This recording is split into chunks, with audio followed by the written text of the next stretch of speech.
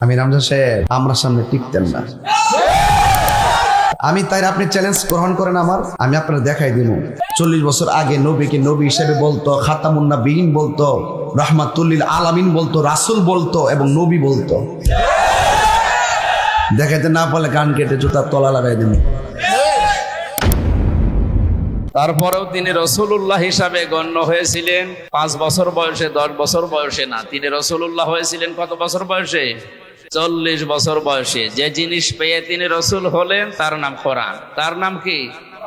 কোরআনে কারিম নাজিল হওয়ার আগ পর্যন্ত তিনি মোহাম্মদ ইবনে আব্দুল্লাহ হিসাবে পরিগণিত ছিলেন এলাকাতে।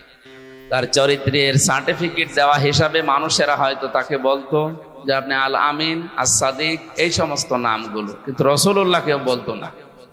রসুলুল্লাহ হওয়ার আগে 17 বছর বয়সে একটা সংগঠন বানিয়েছিলেন, হিলফুল ফুজুল, শান্তির সংঘ। 17 থেকে 40 বছর, 23 বছর একাধারে চেষ্টা চালালেন, দেখি দুনিয়াতে শান্তি প্রতিষ্ঠা করা যায় কিনা। যেহেতু আল্লাহর নির্দেশ এবং কোরআনের নির্দেশ আসে না, এই জন্যে 23 বছরে কাঙ্ক্ষিত মানের শান্তি তিনি প্রতিষ্ঠা করতে পারেন। এই একই মানুষ 40 বছরে কোরআনে কারিম পেলেন, 63 বছরে দুনিয়া থেকে বিদায় নিলেন। এইটাও 23, এটাও কত?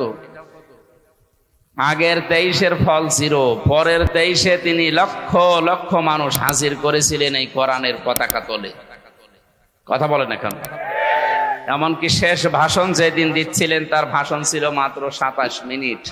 বিদায় হজের ভাষণ কয় মিনিট? আর আমাদের নাকি 2-3 ঘন্টা ছাড়া ওয়াজই সাঁটে না, কারণ আমাদের কথার ভেতরে তো কোনো অর্থ নেই।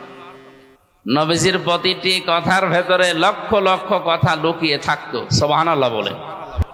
যেন আমরা কথা বলবো অল্প, তাৎপর্যপূর্ণ, গবেষণাপূর্ণ, এই সমস্ত কথাগুলো বলে মানুষ যেন চিন্তা ভাবনা করে। আল্লাহ রাব্বুল আলামিন বলেন, ওয়ানজালনা ইলাইকাদ যিকরা লিতুবাজ্জিনা লিন-নাসি মা নুজিলা ইলাইহিম ওয়া লাআল্লাহুম ইয়াতাফাক্কারুন। সূরা নাহলের 44 নম্বর আয়াতের শেষের দিকে আল্লাহ জানিয়েছেন, হে নবী, এই কিতাব, এই জিকির, এই আলোচনা আপনার কাছে আমি কেন দিলাম জানেন? আপনি জীবিত মানুষদের সামনে স্পষ্ট ব্যাখ্যা বিশ্লেষণ করে বোঝাবেন। আর যারা আপনার কথা শুনতে আসবে তাদের একটা দায়িত্ব দিলাম, তারা এই কথাগুলো শোনার পরে বাড়ি যেয়ে যেন চিন্তা ভাবনা করে। যেন এই মাহফিল প্রতিদিন হয় না, 1 বছর পরে মাত্র 4-5 ঘন্টার জন্য হচ্ছে, সেখানে আমার মাত্র 1 ঘন্টা 10-15 মিনিট।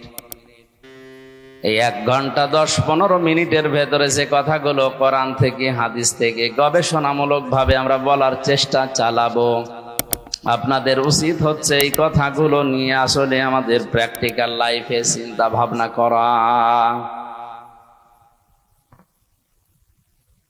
তাহলে নবীজির প্রথম 23 বছরে ফল ছিল, পরের 23 বছরে তিনি হিরো বানিয়েছিলেন হযরতে ওমরের মতো, আবু বকরের মতো।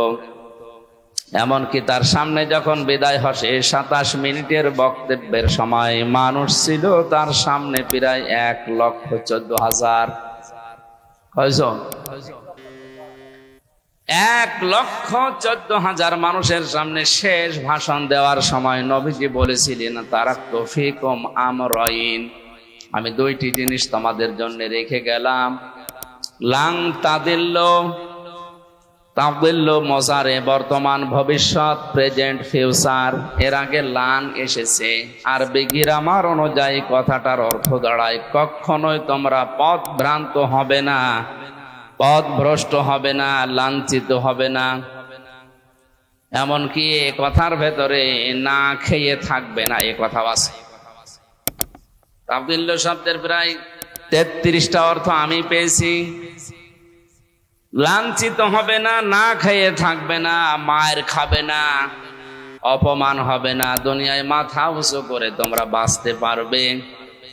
সে যে 2টা জিনিস রাখলাম, লাং তাদিল্লু মান তামাসাক্কুম বিহিমা কিতাবাল্লাহ ওয়া সুন্নাতু রাসূলি। এক নম্বরে তোমাদের জন্য আমি আল্লাহর কিতাব কোরআনে কারীম রেখে গেলাম, 2 নম্বরে আমার সুন্নাহ আমার আদর্শ রাখলাম। জোরে বলেন সুবহানাল্লাহ। আমার মুসলমান ভাইরা, কথাগুলো খেয়াল করে শোনেন। 1,14,000 মানুষ তার সামনে, বিশ্ব নবীর ডান দিকে হযরতে আবু বকর, বাম দিকে ওমরের মতো মানুষ বসা ছিল। জাবালে রহমত যেই পাহাড়ের উপরে তিনি দাঁড়িয়ে এই কথাগুলো বলছিলেন, আমি নিজে উঠেছিলাম ওই পাহাড়ে। বিশ্ব নবীর এই পাহাড়ের পাদদেশে 1,14,000 মানুষ দাঁড়িয়ে আছে। নবীজি কিন্তু হযরতে আবু বকরের নাম বলেননি, ওমরের নাম বলেননি। যে এই যে 2 জন আমার পাশে বসে আছে, এরা 2 জন এই জান্নাতি। এরা 2 জন কি? 10 জন মানুষকে জীবিত অবস্থায় যে জান্নাতের গ্যারান্টি দেওয়া হয়েছিল, তার ভেতরে এই 2 জনের নাম আছে না নেই? নবীজিকে বলতে পারতেন না, এই যে আবু বকরকে রাখলাম, এই যে ওমরকে রাখলাম, আমার পরে যদি এদেরকে অনুসরণ করো তোমরা জান্নাত পেয়ে যাবে, বলেছিলেন?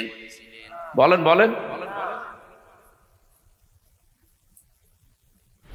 আমি জান্নাতের দিকে যাচ্ছি, আসো আমার সাথে, তোমাদের জান্নাতে নিয়ে যাব। এই কথা শুধু নবীজি একবার বলেছিলেন বদরের ময়দানে যাবার সময়। তিনি বলেছিলেন, আমি জান্নাতের দিকে যাচ্ছি, যার প্রশস্ততা আকাশ আর জমিনের চাইতেও বিস্তৃত। কে তোমরা জান্নাতে যাব, আসো আজ আমার সাথে। নবীজি বলেন, ওই দিন আমার সাথে যারা যোগ দিয়েছিল, যারা শহীদ হয়েছিল, পরেও যারা মারা গেছে, প্রত্যেকেই জান্নাতি। জোরে বলেন আল্লাহু আকবার। এর ভেতরে স্পেশাল ভাবে যে 10 জন মানুষের নাম আমরা হাদিসে জানি, তার ভেতরে আবু বকর আছে, ওমর আছে। কথা বলেন ঠিক কিনা? এত বড় বড় পাওয়ারফুল নবী, পাওয়ারফুল মানুষ যারা, যাদের জান্নাত দরজা ডাকতে থাকবে। হযরতে আবু বকরের জীবনীতে আছে, জান্নাতের প্রতিটা দরজা তাকে পাওয়ার জন্য আকাঙ্ক্ষা পেশ করবে। আসেন আমার দিকে। হযরতে ওমরের ব্যাপারে আছে, আকাশের তারকারাজি কেউ যদি গণনা করা শুরু করে একদিন শেষ হয়ে যাবে।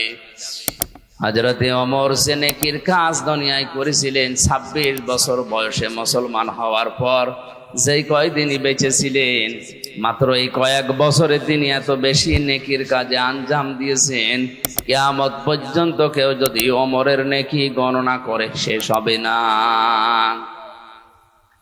মাথায় যাদের মগজ আছে চিন্তা করেন তো,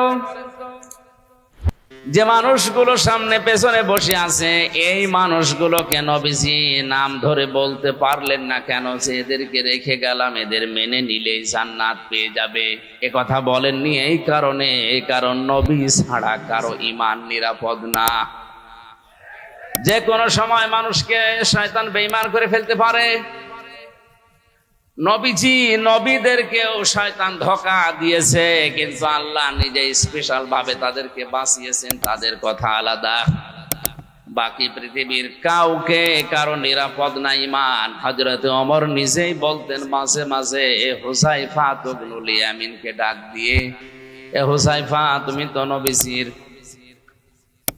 গোপন কথাগুলো তোমার কাছে সব বলতো, তুমি একটু ইন্তেকালের আগে যে লিস্ট দিয়ে গেছে নবীজি, যে মদিনায় মুনাফিক অমুক অমুক আছে, ওই লিস্টের ভেতরে দেখো তো আমার নামটা আছে কিনা। হযরতে হুযায়ফা ডাক দিয়ে বলে, খলিফাতুল মুসলিমিন, আমিরুল মুমিনিন, কি বলেন আপনি? জান্নাতের গ্যারান্টি দিয়েছে নবীজি নিজে আপনাকে, আর আপনি বলেন আপনার নাম মুনাফিকের খাতায় আমি দেখবো, এ কেমন কথা? হযরত ওমর চোখের পানি ফেলে দিয়ে বলেন, ভাই হুযায়ফা, আমি নবীজির কাছেই শুনেছি দুনিয়াতে কারো ঈমান নিরাপদ না মরণের আগ পর্যন্ত। আমি এখনো পর্যন্ত জানি না আমি নিরাপদে ঈমান নিয়ে মরতে পারবো কিনা। এই জন্য অন্তত দেখো মুনাফিকের যে লিস্ট আছে ওর ভেতরে আমার নামটা আছে কিনা। যদি থাকে আমি এখনো মরণের আগে তওবা করে ফিরে আসতে পারবো।